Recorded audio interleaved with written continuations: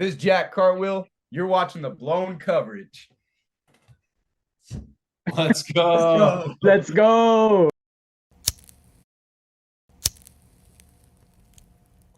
What's going on, guys? Welcome back to another episode of the Blown Coverage. As always, this is your boy Joey, and I'm here with Nathan. And today we got a special guest with us. Some of you might have seen him on Ring of Honor, GCW, Japan.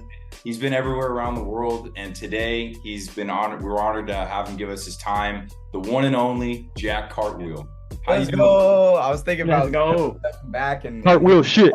Cartwheel shit. Cartwheel shit. Nice. I was thinking about hitting one in here. I don't know if there's enough room. Maybe later. Hey man, you're welcome to as many cartwheels as you want throughout this whole interview. Hell yeah.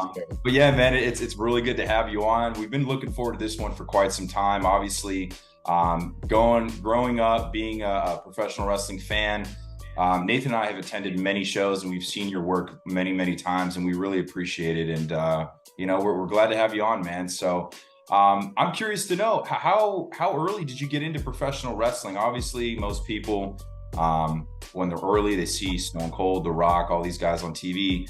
Who was behind your inspiration, or what drew you into the art of professional wrestling?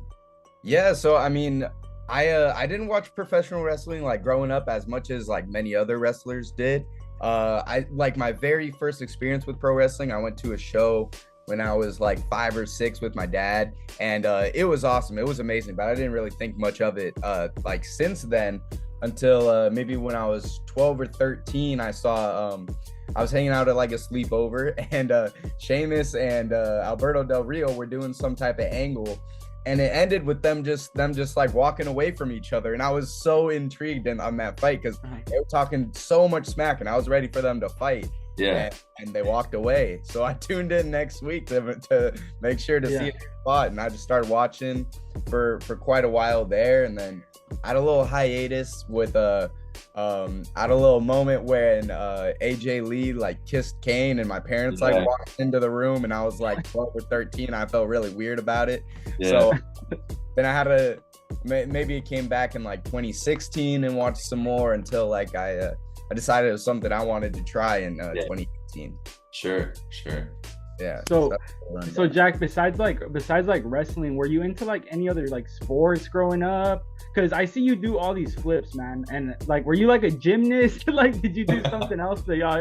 I'm like, damn, dude, this guy flips more than ever. Yeah, for sure. Like I did gymnastics since I was like 5 to like 17. So like I started really young. I have like this really cool video. I actually just found it today. I don't know if I can say it right here. But when I'm like 5 or 6, like doing a flip off of our couch. And man, I know it's right here. But yeah, so I did gymnastics for a really long time. I stopped when I was 17. And then I also played football, and I played football all the way through university too.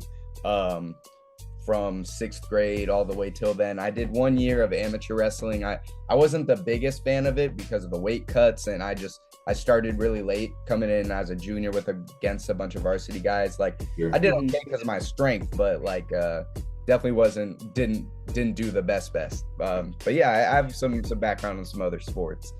What position did you play in football, really quick? So I was a running back and middle linebacker throughout high school, and then when I came to university, I made the team decision that like instead of being the 5th running back, I could be the 1st string fullback. So I started playing fullback in college, and I actually got a good amount of playing time, and it ended up being better than just being on the bench as a running back. So I was a little bit hesitant at first, but after seeing how the first season went, I'm like, you know what? I'll get on the field. Yeah, absolutely, man. Yeah. So I have to ask, since the topic is football right now, who do you go for, Jack? I'm a Dolphins fan. Oh man, you know what? Man. I'm a Charger fan, so I mean, when we went toe-to-toe with the Dolphins, it was a 2-point game. We didn't get blown out like the Denver did, but I mean, we held our own, so we're good. Week 1, right? I think. Maybe. Yeah. That's what's 2-point game, but it's all good. Water under the bridge, no big deal. At least you're not a Bills fan or something. That's could be worse. I could be a Raider fan. I'm a Packers fan, so we're not supposed to be good at all this year. There we go. I find it so cool that the Packers are like the team that nobody owns as like it's a public Yeah, the fans. You can own like shares. So cool. And maybe that's why Aaron Rodgers is such a big inspiration there. Yeah, man. Yeah. Obviously, you know, you traveled the world. You've been through many promotions all around the world, but can you share a bit of like your training regimen, like the coaches or the influences behind, you know, your training schedule? Yeah, definitely. Like, so when I started back in the very end of 2018, it was with Supreme Pro Wrestling here in Sacramento with Sir Samurai and Scoot Robertson.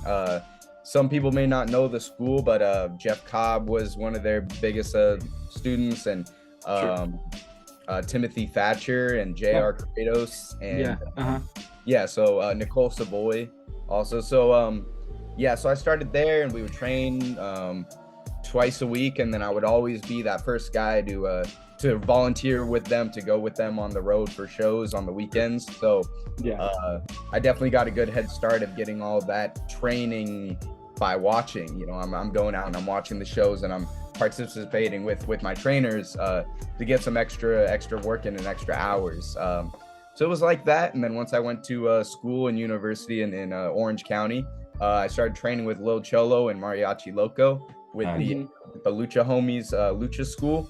Yep.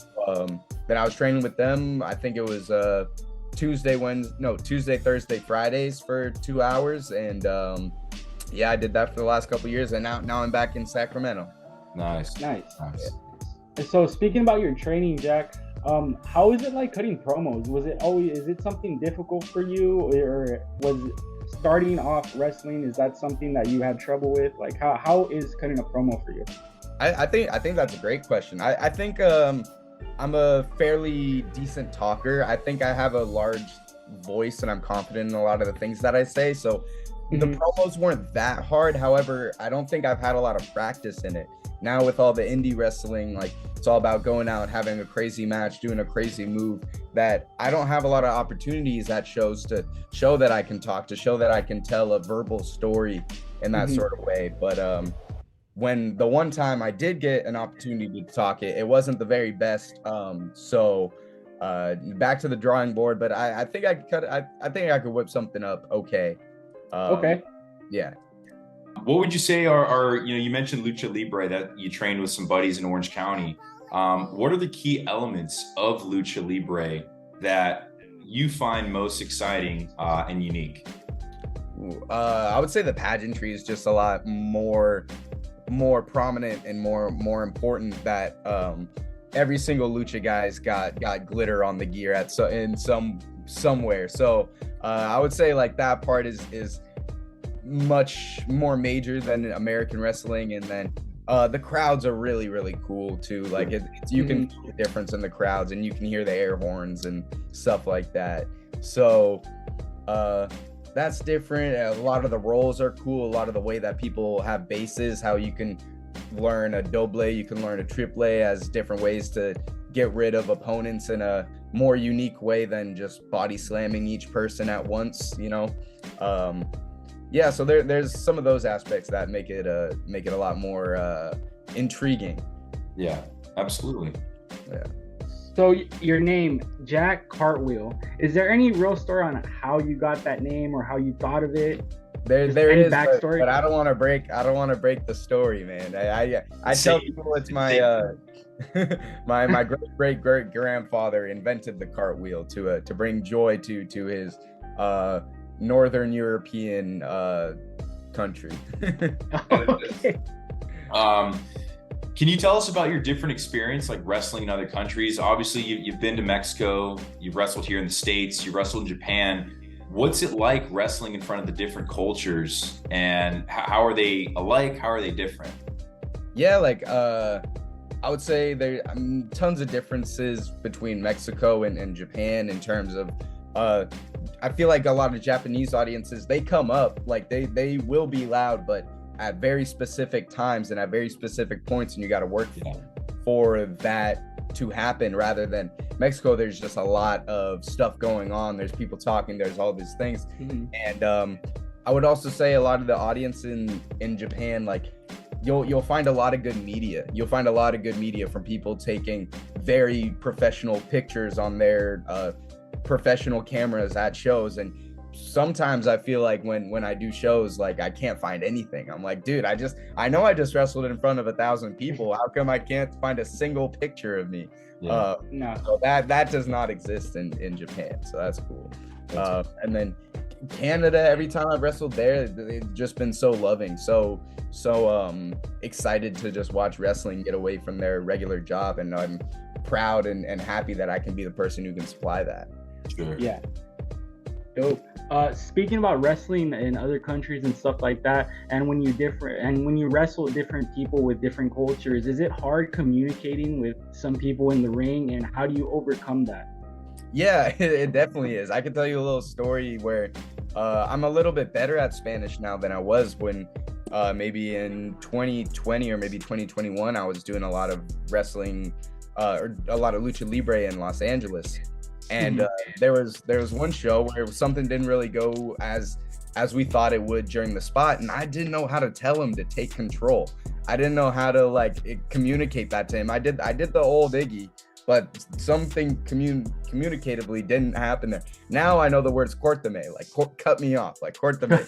So we were just in the middle of the show, like with tons of people watching, and just huge deer in the headlight moments, you know. So I've learned to have very specific calls like that, like in Spanish of cut me off, cortame, or like you take, and stuff like that, you know. I know a good amount of terms in Spanish also, with like how to go to the ropes, suplex, a lot of things. And I used to actually, Lil Cholo helped me with it, that I write down a lot of the moves that I did, and they're translating in my notes. So when I first went there, I had a easy time to communicate. And also videos help a lot.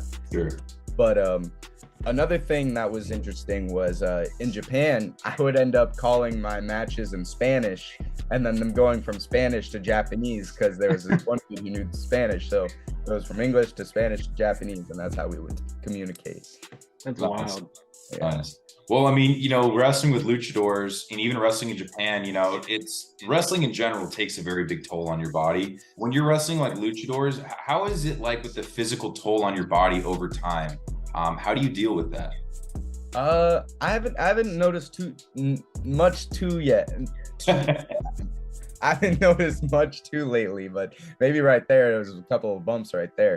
Yeah. Do you go to a chiropractor or anything like that? Do you get like adjusted? Anything? No, I mean, I try to be really active with like Sure.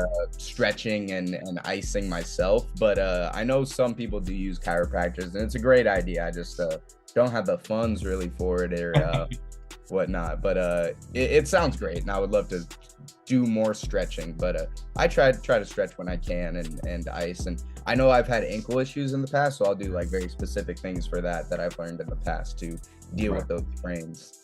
So can you kind of explain like the camaraderie backstage when you go to like different shows, like when you go to like Mexico? Has there ever been like a time where you're like, oh man, I feel like I don't belong here? I feel like, you know, Well, like maybe some of that discomfort, or how is it, you know?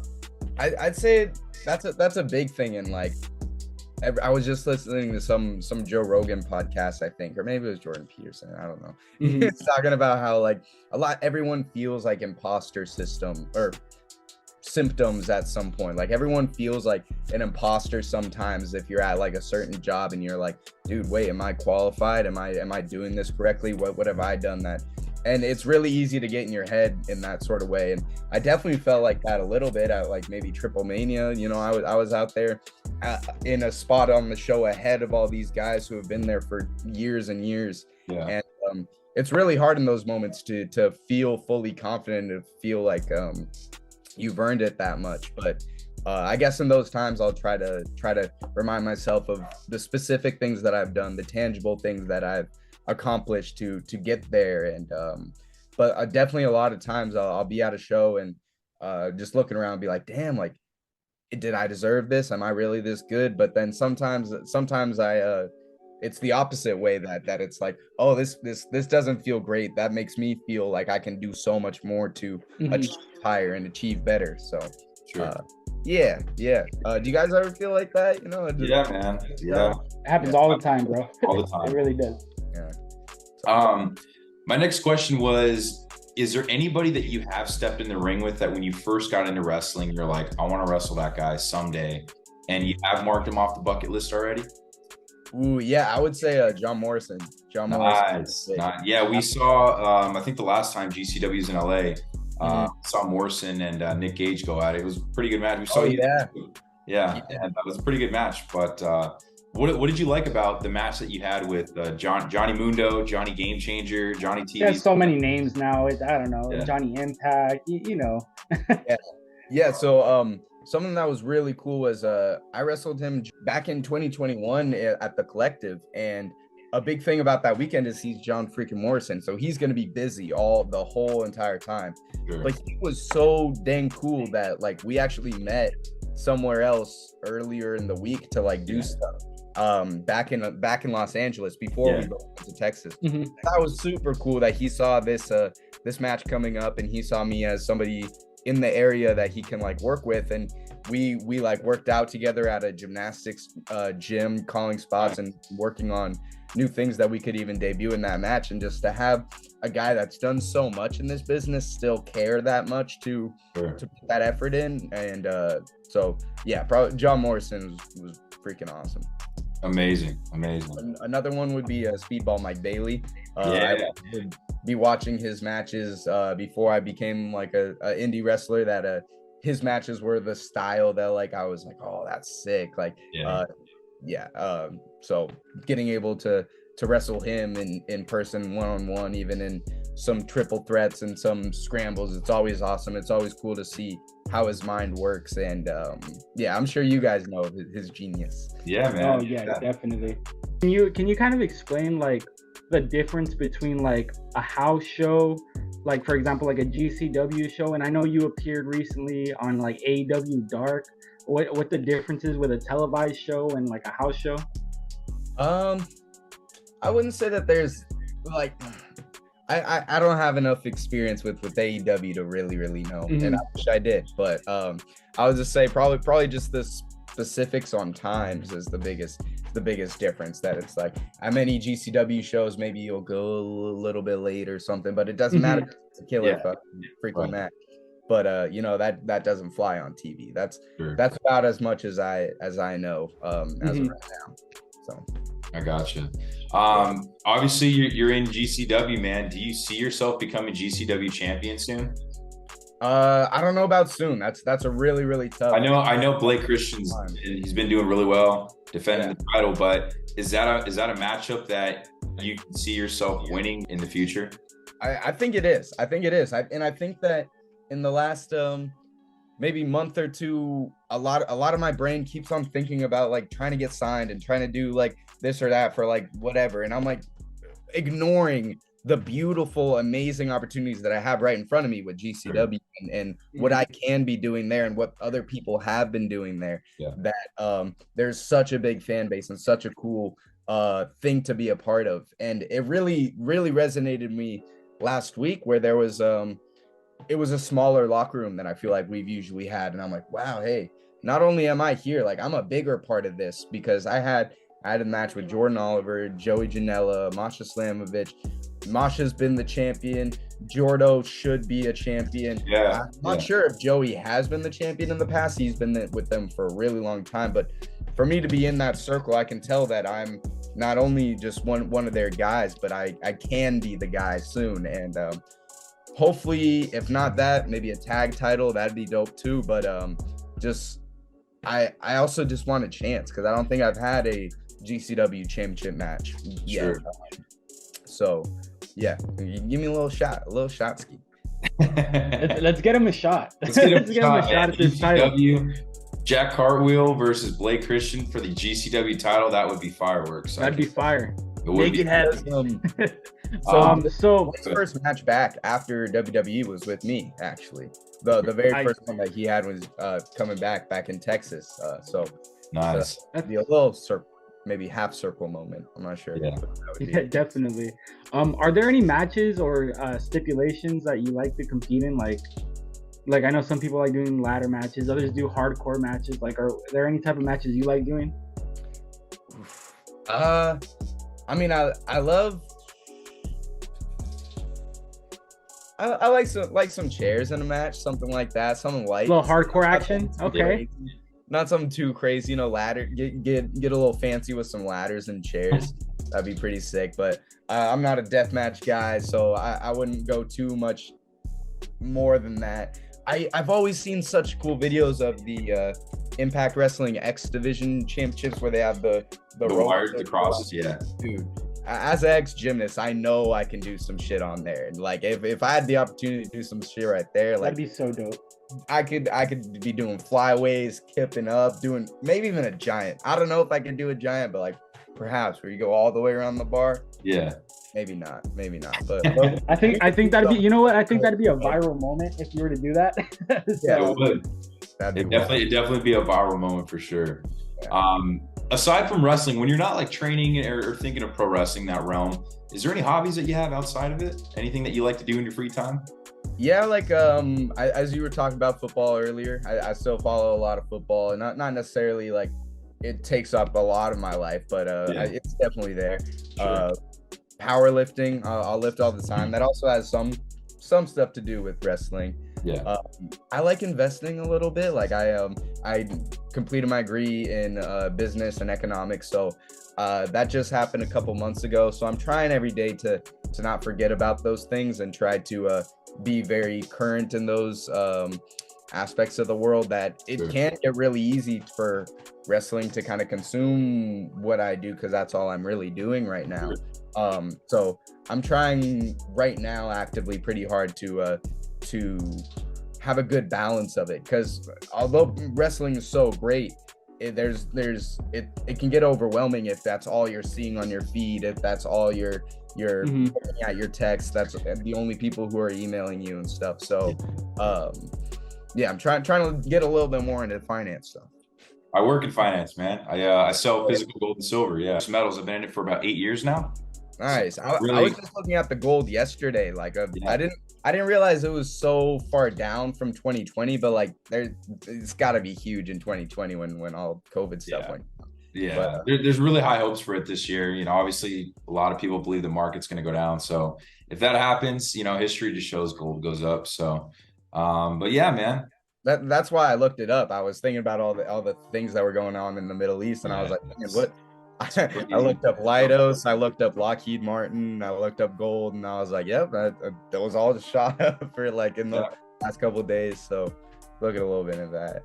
Last question for me is, you know, do you have any future plans? Can you give us any little bit of insight? Do you have any, you know, big plans for the rest of this year or for 2024? I just recently completed my my tour with Glee. So hopefully I know that I've had some communication with them. So hopefully I'll be back in Japan sometime in January, but I don't know for sure. I wish I could give really good updates about AEW or Ring of Honor or WWE.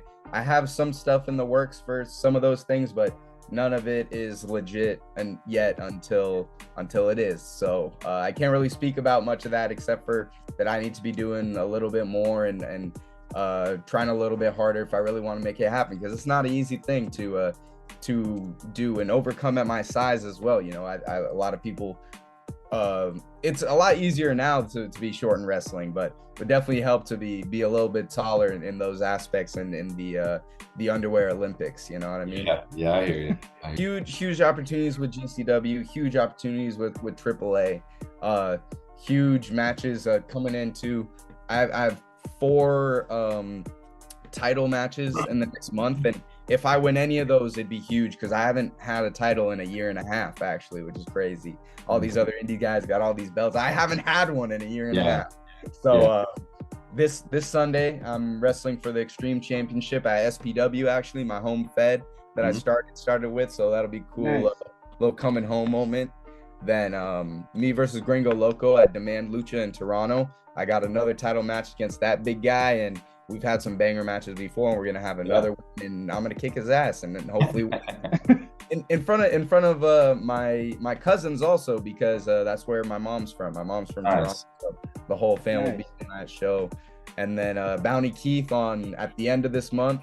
Got a one-on-one with him, and I've never actually even stood in the ring with him. So I don't know what to expect. I know to expect him to do some bounty stuff, but he's gonna get some cartwheels, you know, like he's gonna get some cartwheel shit in that match. He's gonna get Cartwheel shit.